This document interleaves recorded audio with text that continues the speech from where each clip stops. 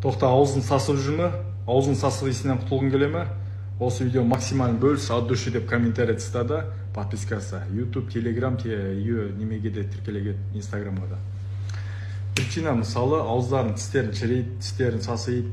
Бұл организмде, мысалы, зунипастадан басталады, зунипасталардың барлығы тісті шірітеді, фтор организмге зиян.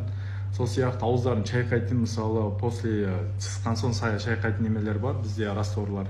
Оның ішінде спирт бар, спирт ауыз сасытады. Организмдегі бактериялар болады. Бізде бактериялар екі түрге бөлінеді, біреу полезен, біреу бесполезен деген.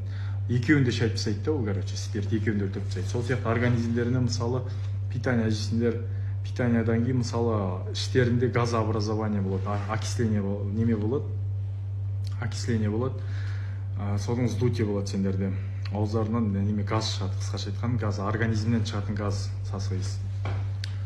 Тістерінде, мысалы, тұзбен былай етесіңдер, бір стакан аласыңдар, бір стаканға жарты стакан, бір-екі қасық тұз саласың, екі қасық сода саласың, соны сумен толтырасың да, соны тісін тісіп жүресің. Ұқтың ғой.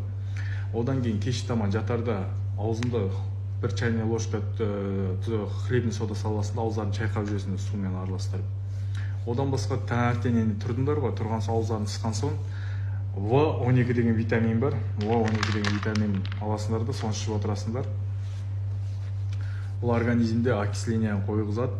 Организмде жаңағыдай неме клеткалар бар ғой, тамақта жақсы расщеплять етеді, белоктың барын жақсы расщеплять етеді, организмге окисление болмайды, газообразование болмайды. Осы витамин ішіп отырыңдар, күнделікті бір таблеткадан, мысалы, аш қарында или жаңағыдай ауыздарын тісіп болған соң ішіп алсаңдар болады.